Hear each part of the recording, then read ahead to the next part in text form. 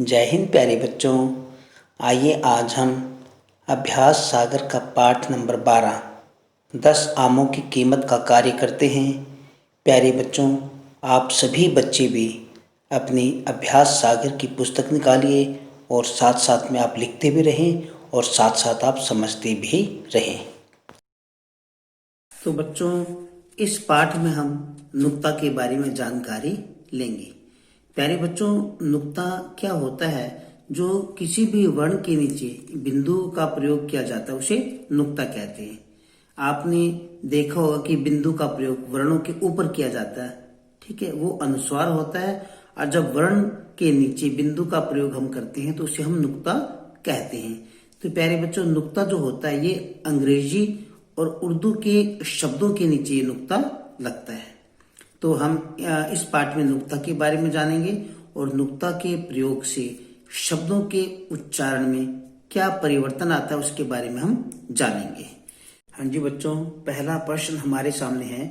ऊपर दिए गए अनुच्छेद में से ऐसे शब्दों को लिखिए जिनके ज और फ वर्णों के नीचे बिंदी लगी हुई है और जिनके ज और फ वर्णों के नीचे बिंदी नहीं लगी हुई। इस तरफ हमने नुक्ता वाले शब्द लिखने हैं ऊपर पैराग्राफ को पढ़ के, और इधर हमने बिना नुक्ते वाले शब्द। तो प्यारे बच्चों, जो नीले कलर में हमने अंडरलाइन किए हुए हैं वो बिना नुक्ते वाले शब्द हैं।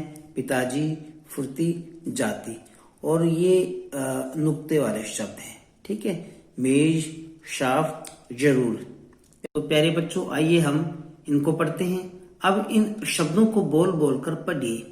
य बोलते समय अंग्रेजी के यड वर्ण की तरह आवाज निकलती है। प्यारे बच्चों, जब हम बिना नुक्ते का ज बोलते हैं तो जे की आवाज आती है, और जब ज के नीचे जब नुक्ता लगता है तो अंग्रेजी के जड की साउंड आती है। जबकि फ बोलते समय ऊपर के दांत नीचे के होंठ को छूते हैं। जब हम फ बोलते हैं तो दोनों होंठ एक दूसरे को छूते हैं। य और फ नीचे जो बिंदु लगी है उसे नुक्ता कहते हैं। इस नुक्ता का प्रयोग ज्यादातर उर्दू भाषा तथा कुछ अंग्रेजी भाषा के शब्दों के उच्चारण में किया जाता है। तो प्यारे बच्चों, अगर ज के नीचे नुक्ता ना लगे तो उसे सिंपल ज बोलते हैं, और अगर ज के नीचे नुक्ता लगे तो बोलेंगे य। जो फ के नीचे नुक्ता ना लगे तो सिंपल फ, अगर नुक्ता लगे तो फ। आइए प्रश्न नंबर 2 में जो शब्द दिए हैं उनको हम पढ़ते हैं।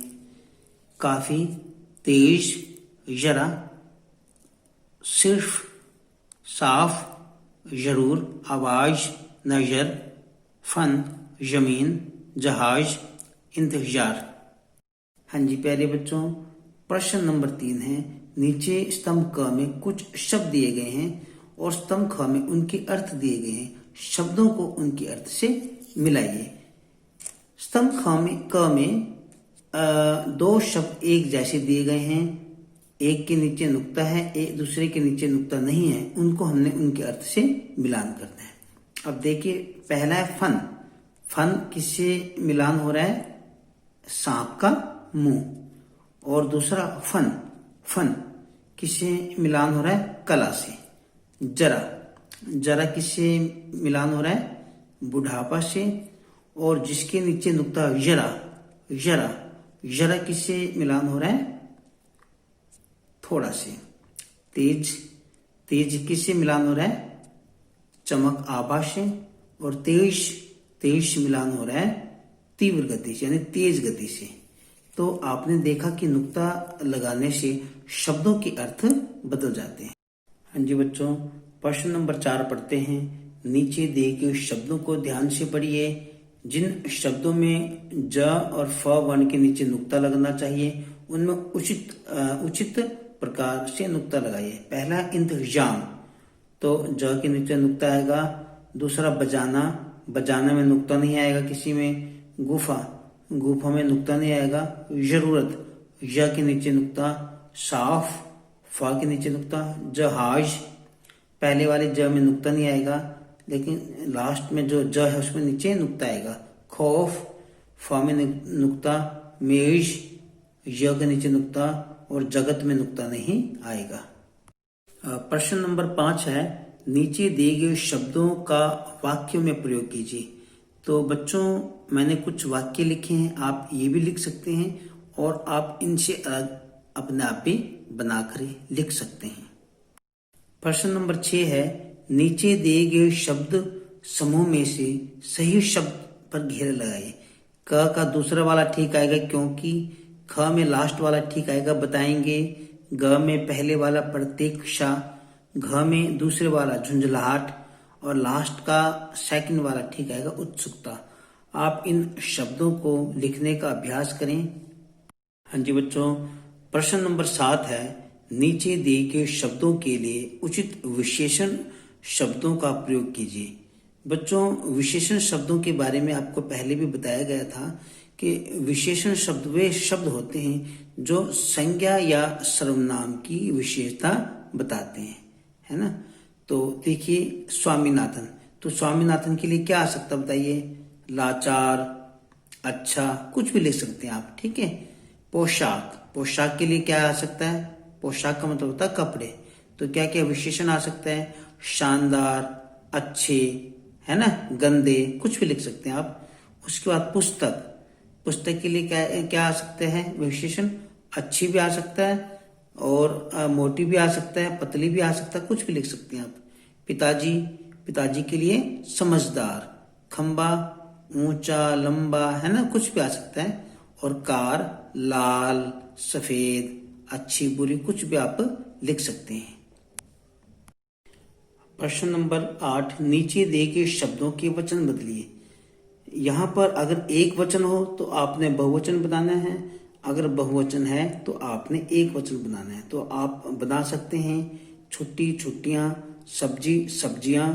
जो बड़ी की मात्रा होती है तो जब हम उसका बहुवचन बनाते हैं तो बड़ी की मात्रा छोटी की मात्रा बन जाती है। और या भाषा, भाषाएं, कारें, अब यहाँ पर कारें बहुत सारी हैं तो कारें का हमने बनाना कार, दीवारें, दीवारें का दीवार, और दवाइयाँ, दवाइयाँ भी बहुत सारी हैं तो दवाई, तो दवाई में बड़ी ही आएगा।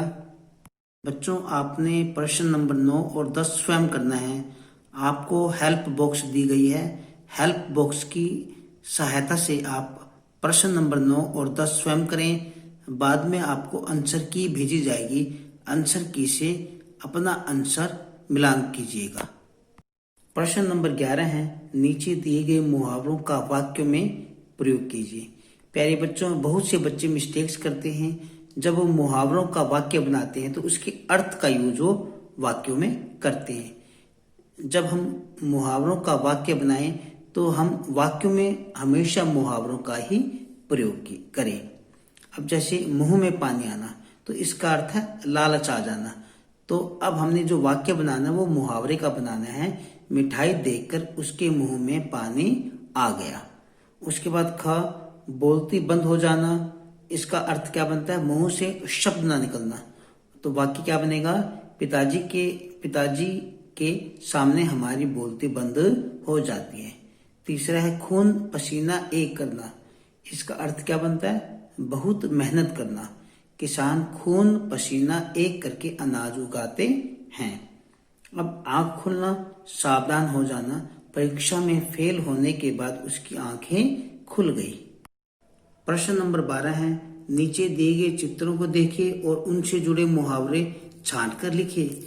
आपके सामने चित्र हैं और आपने हेल्प बॉक्स से मुहावरे छांट के चित्रों के सामने लिखने हैं। पहला चित्र देखिए, एक व्यक्ति घी के दिए जला रहा है, तो इसमें आएगा घी के दिए जलाना। दूसरे चित्र में देखिए, एक व्यक्ति लाठी लेकर चल रहा है, तो इसमें आएगा अंधे की लाठी। तीसरा देखिए, एक व्यक्ति दूसरे व्यक्ति को अंगूठा दिखा रहा है, तो इसमें क्या आ सकता है, अंगूठा दिखाना। हाँ जी। उसके बाद देखिए, एक लड़का दूसरे बच्चों को देखकर अपने दांतों तले क्या कर रहा है, उंगली दबा रहा है। तो इसमें क्या आएगा इसमें आएगा दांतों तले उंगली दबाना। एक व्यक्ति दूसरे व्यक्ति को देखकर भाग रहा है, तो इसका मतलब 9 2 11 होना। हाँ जी। अब लास्ट देखिए, आग जल रही है और आग में ये घी डाल रहा है, तो इसमें क्या आ सकता है, आग में घी डालना। तो इन मुहावरों को चित्रों के सामने आप लिखिए और साथ साथ आप याद भी करें।